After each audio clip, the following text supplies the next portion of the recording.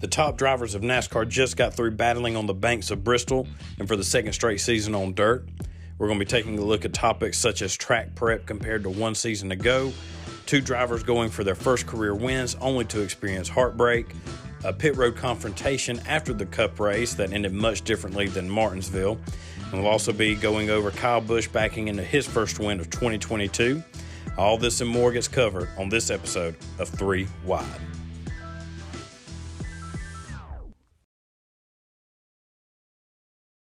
So starting off our dirt race weekend, you had the Truck Series Saturday night, and after the heat races, you had Joey Logano and Ben Rhodes line up on round one. Besides Logano, you also had Chase Elliott making a start for Spire Motorsports starting in the 7th position. You also had Austin Dillon starting for Young Motorsports in the 10th position, and Harrison Burton driving for DGR in the 17 truck. He would start 23rd. And another driver of note was Buddy Kofoid. Now, Buddy was making his first career start for Kyle Busch Motorsports. He is the 2021 USAC Midget National Champion. So he's a guy who can really get, following the route of a Kyle Larson or a Christopher Bell. He can really wheel on these types of tracks, these surfaces. So he was definitely going to be a dark horse, someone to watch work his way through the field. But at the beginning of the race, it was all Ben Rhodes. He led flag to flag in stage one and was followed by his teammate Todd Majeski. You had Stuart Friesen finishing third, followed by Logano in fourth. Chandler Smith came away with a fifth-place finish and Parker Kligerman in sixth. Chase Elliott got seventh, followed by Matt Crafton in eighth. Carson Hocevar in ninth, and Matt DiBenedetto finished the stage in 10th. And after that, stage two, it was pretty much the same deal. A lot of those leaders in the top 10, they pitted. Ben Rhodes and Ty Majeski did not. They stayed out. And stage two was just a repeat of stage one. Ben Rhodes comes away with the stage win again, followed by Majeski in second. This time, John Hunter Nemechek, he finished in third, followed behind by Parker Kligerman in fourth. You had Joey Logano in fifth and Chase Elliott in sixth. Buddy Kofoid was able to finish in seventh, followed by Carson Hocevar in eighth. And then you had Chandler Smith and Derek Kraus round out the top 10. Now, after stage two, obviously Ben Rhodes and Ty Majeski, they had to pit since they stayed out of stage one. And with that put John Hunter Nemechek and Parker Kligerman up at the front. And the final stage, you had a strange caution breakout. Matt DiBenedetto and Austin Wayne Self, who were racing towards, on the edge of the top 10, they actually got attached nose to tail. And a caution had to come out. They were coming out of turns 1 and 2, I believe. DiBenedetto was in front of Austin. Austin come up the rear of DiBenedetto, and they somehow got stuck together. And they wound up having to stop on the back straightaway. NASCAR throws the caution, and they had to get wreckers and tow trucks out there to try and break them apart. And it wound up causing a lot of damage, especially to Austin Wayne Self. His car, it was overheating because it was tucked up under his. And with all that pretty much ended both of their good runs they were having, which was unfortunate to see, especially for Matt. He was trying to regain some early season momentum he got with his back-to-back top 10s and just kind of fell victim to incident out of his, that he really wasn't even his own making. And the same can be said for Austin Wayne Self. Austin is one of those guys he's kind of like the Jeremy Clements or the Ryan Sieg of the Truck Series. He drives, I believe for his own team. You can count on him to get some decent finishes and be a, bubble playoff guy. So for both those guys, it was unfortunate to see. Like I said, they were right there on the fringe of the top 10, but that would ultimately end their solid day. And after this caution, it really started getting set up for an exciting finish. You had around 15 laps to go. Carson Hocevar was leading, going for his first career win. John Hunter Nemechek was following in second, and Parker Kligerman in third.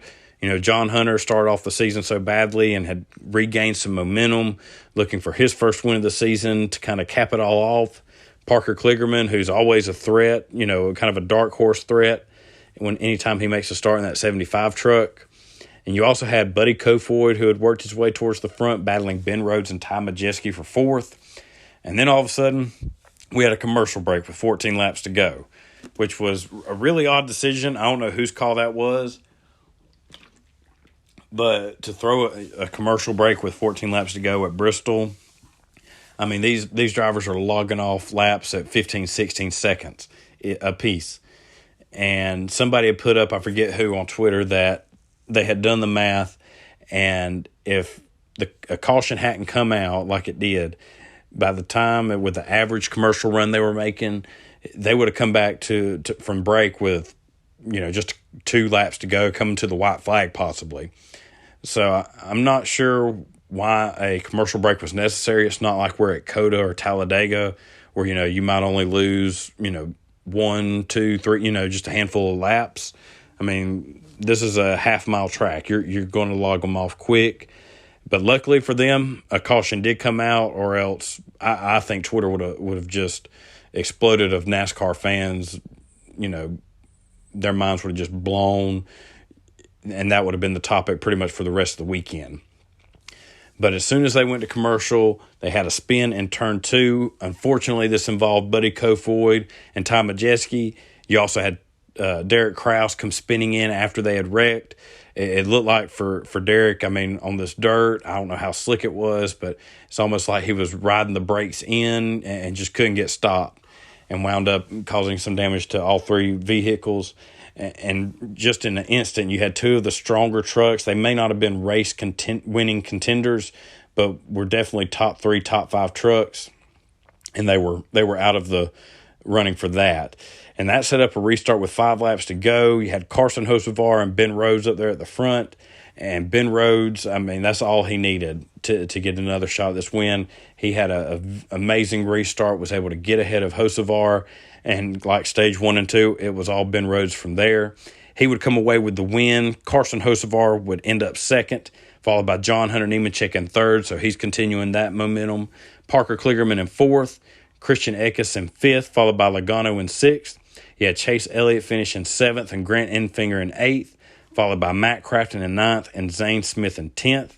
So a few drivers there like Christian Eckes, Grant Enfinger, Zane Smith, throughout the night you didn't hear or see a whole lot out of them, able to keep their truck clean, relatively clean for a dirt track, and able to come away with a solid top 10 finish. What was interesting to me was after the race and they put up the point standings, you have Parker Kligerman, who's only started 4 out of the 6 races this season for the Truck Series. They did not attempt the second or third race after Daytona, and they are only 42 points out of a playoff spot by points, which is just a testament to Parker Kligerman. I mean, I've said all along, this is a guy who deserves to have a top-tier full-time ride at the least in the Xfinity Series. I mean, I think if you put him full-time in the Truck Series, he's a championship contender. Same with the Xfinity Series. And I think if you put him in the Cup, he could be up there contending for wins at the very least. So I don't know how many more starts they have planned. This is a part-time team. It all depends on sponsorship, and I'm sure Parker's schedule, with him also being a pit road reporter for NBC. But if he can, in his next couple starts, if they're anytime soon on the schedule, and start inching closer to that playoff line, I mean, do they make the full-time run for the playoffs? Who knows? Another thing was a solid debut for Buddy Kofoid. Yes, he got involved in that, late spin out, but he was running up there in the top 5, had a solid truck. And he said, I did some reading on him, and kind of his dream is to be a NASCAR driver. He said his hero growing up was Dale Earnhardt Jr. And something, I'd mentioned before, he was the USAC, won the USAC Midget Championship last year. I read that he did that while recovering from a broken wrist and a broken foot. So, I mean, the kid's got the toughness to him. It'll be interesting to see if he gets any more starts after this. I'm sure, if he does, it'll be for Kyle Busch. Kyle is kind of the king right now of developing young talent, especially for Toyota in the Truck Series. And another stat that was very interesting to me was this was the first race ever in the history of the Truck Series with 0 DNFs. All drivers finished the race, and that they've run 649 total races since the beginning of this series, and this was the first one where every truck was running at the end. So it was a pretty interesting night. It was odd for it not to be your typical Truck Series race where they seem to, everybody at least gets in one wreck or one spin out before the checkered flag falls. But it was a relatively clean race, a lot of excitement, a lot of storylines. So enjoy it while it lasts, because I'm sure by the next truck race, we'll be shaking our heads again at the way some of these guys drive. But for Saturday night, with the lights bright on them, they definitely put on a good show.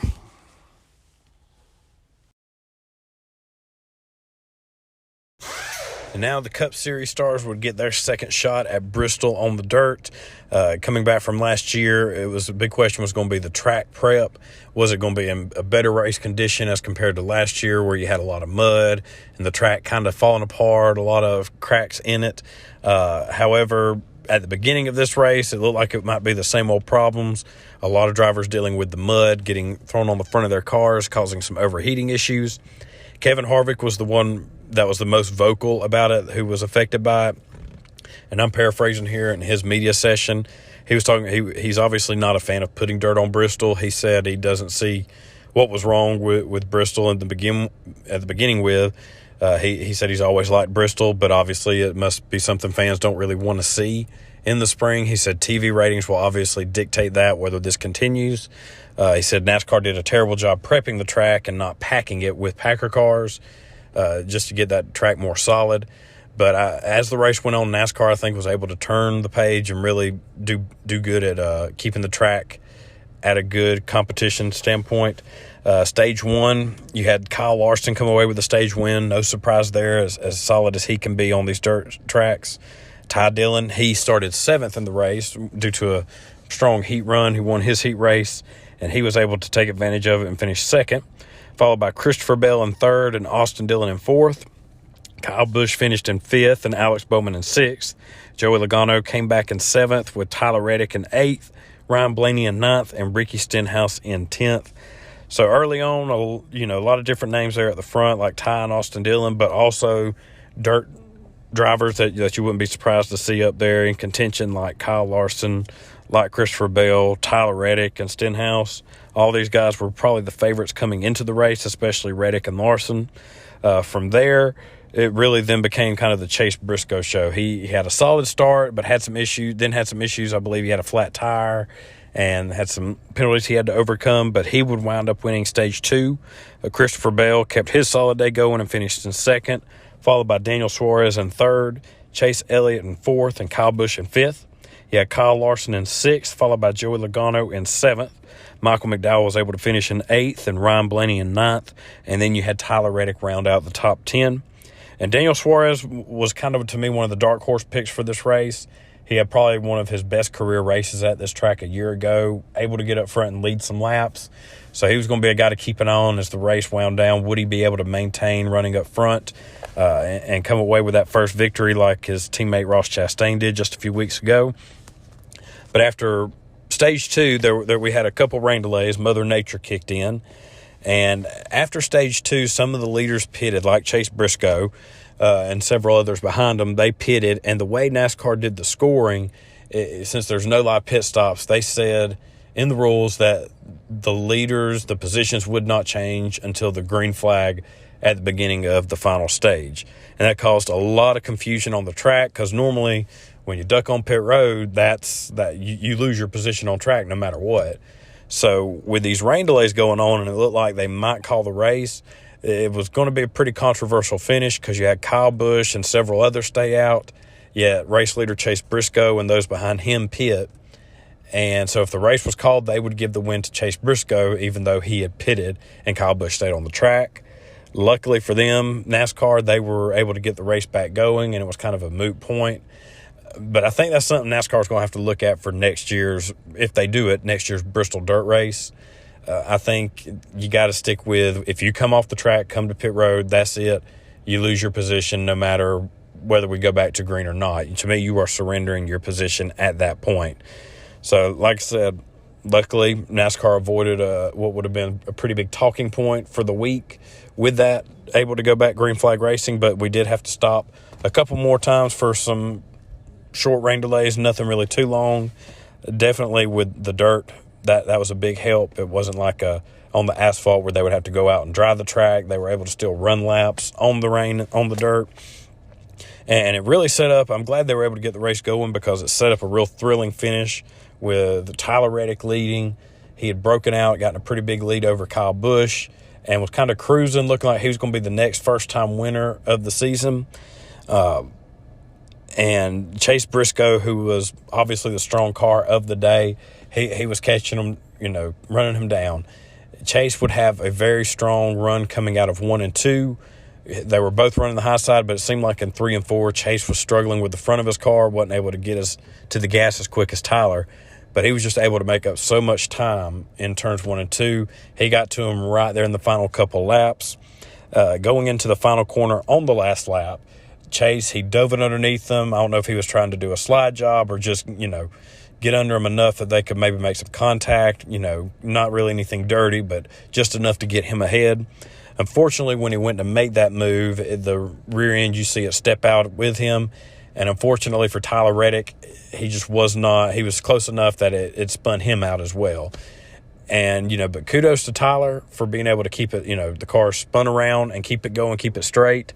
It looked like I was waiting for Kyle Busch to have already crossed the line, but I guess they were so far ahead of him when I saw Tyler going straight and coming to start-finish line.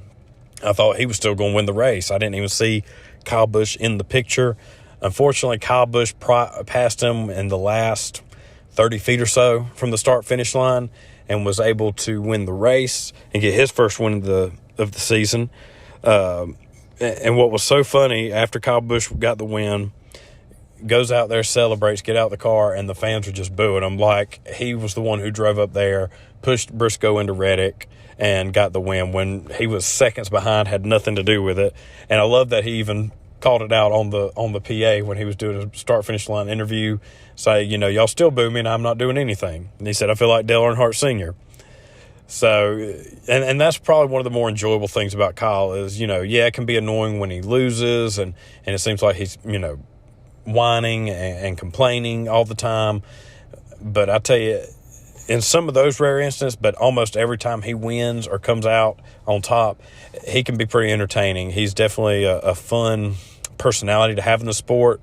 I think a personality that needs to be in the sport.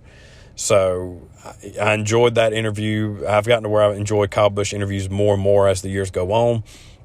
So, and Tyler Reddick and Chase Briscoe, unfortunately, with that incident, that took away Tyler's chance at a win. Chase wasn't able to get his second win of the season, but they did. Chase walked down to Tyler after the race. He said on an interview with PRN, if he goes down here, he's going to apologize. If he gets punched, in the face, then that's what it's going to be. Chase was obviously remorseful, didn't mean to take out Tyler, and was willing to accept the consequences of whatever happened. Fortunately, they got down there. You had the cameras right there, of course, and they had a very cordial conversation, able to shake hands. Hey, Chase saying, hey, that's my bad. I didn't mean to. Tyler was very, self-aware on himself as far as, he allowed Chase to catch him. I don't know what Tyler could have done any different to keep that from happening, but that was Tyler's view on it, just short track, dirt track racing, whichever way you want to call it. They were able to shake hands and move on.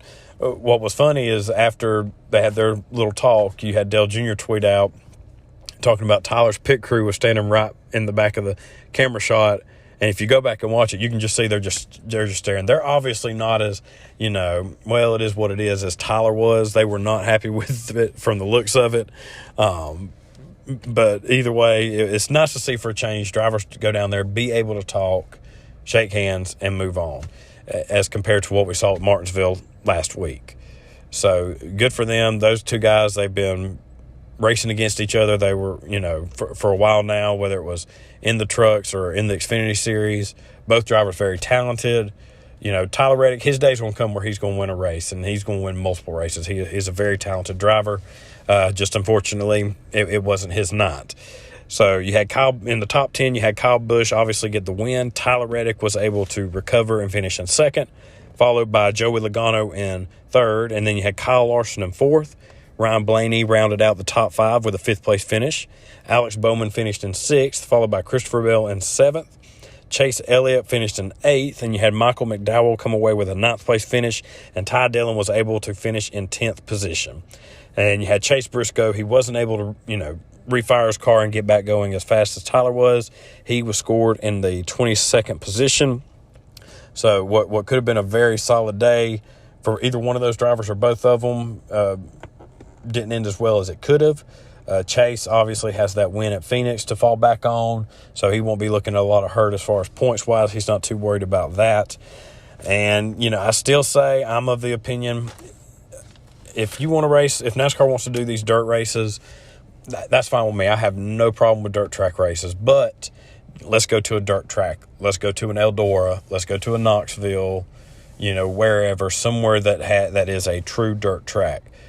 I hate to see a track with as much history, as much good racing as Bristol is, and see it, covered in dirt. I feel like you can easily take away a race from another track that maybe isn't bringing in the attendance or the TV ratings or isn't producing the, best racing at the moment, and switch that schedule around and get a dirt track on there.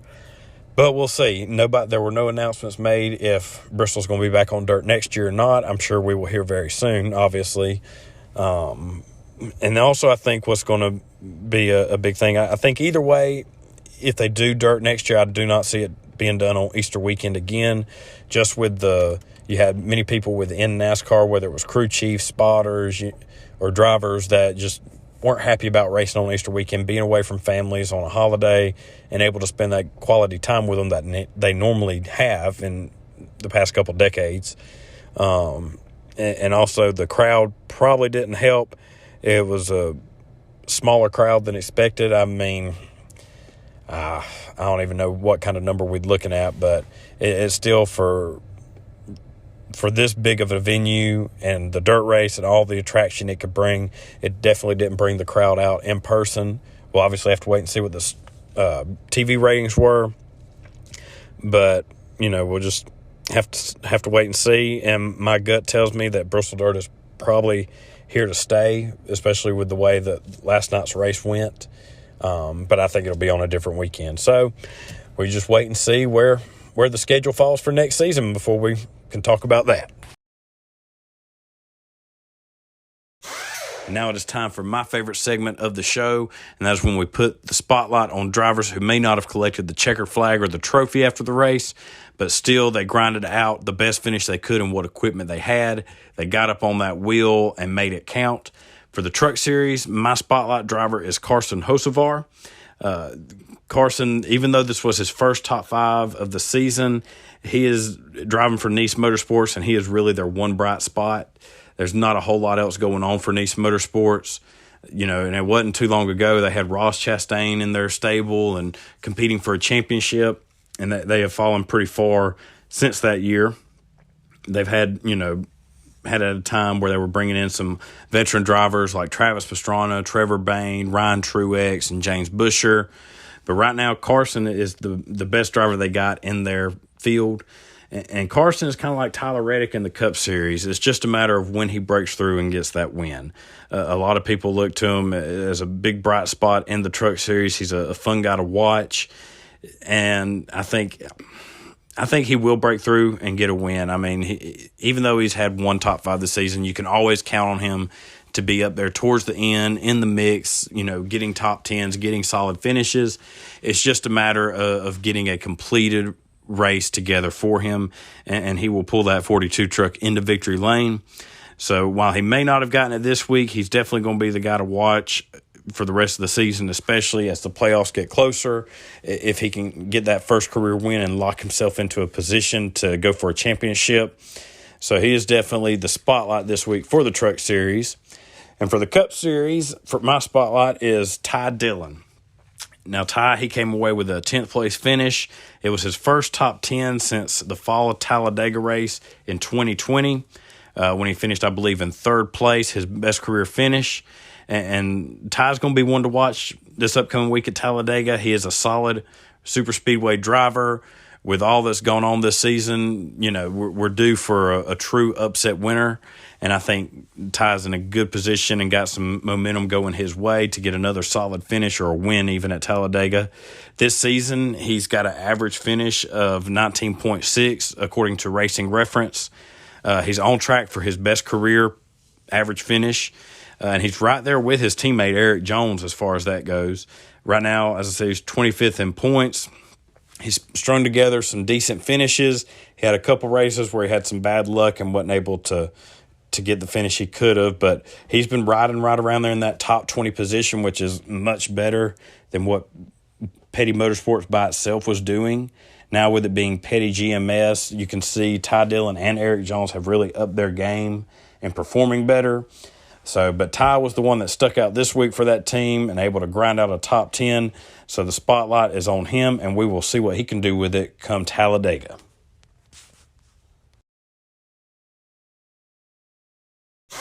And now we go from racing on our shortest tracks with Martinsville, Richmond, and on the dirt at Bristol to go into one of the bigger tracks of the series at Talladega. It'll be another week where anything could happen. We very well could have another different winner in this series. So far, there's been 8 different winners through 9 races so far. William Byron's the only repeat winner and easily could add a 9th different winner Sunday. You got a lot of big names, solid names that are good at these super speedway races that have yet to win. Drivers like, last year's defending winner at Talladega, Brad Keselowski, Bubba Wallace, Ryan Blaney, they're looking for their first wins. Joey Logano as well. You also have Chase Elliott, who could sneak in there, who has won at Talladega before. Tyler Reddick, he's a solid super speedway racer. Ty Dillon, who his best career finish has come at Talladega. He's solid on the super speedway races, could build off the momentum and become an upset winner. So it's a lot of questions in there on how Sunday's race could shake out. I would not be surprised to see a driver like Bubba Wallace get the win. Hopefully he'll be able to do it under green this time. A lot of people call him out for the win he got last year in the fall race, saying, it was a rain-shortened race, it doesn't count, so on and so forth, as they say, for most rain delay wins. But, Bubba, he is solid at super speedway races. He's got a bunch of second-place finishes. He's got his first career win at Talladega last year. I'm predicting he's going to be the guy to watch Sunday. And on the Xfinity Series side, you got Jeb Burton going to defend his win where he won last year with Colleague Racing. This year he's with R Motorsports. And some pretty interesting news of note on Talladega for the Xfinity Series. You got Jeffrey Earnhardt. He's the son of Kerry Earnhardt. He will be driving the famous number 3 car for Richard Childress.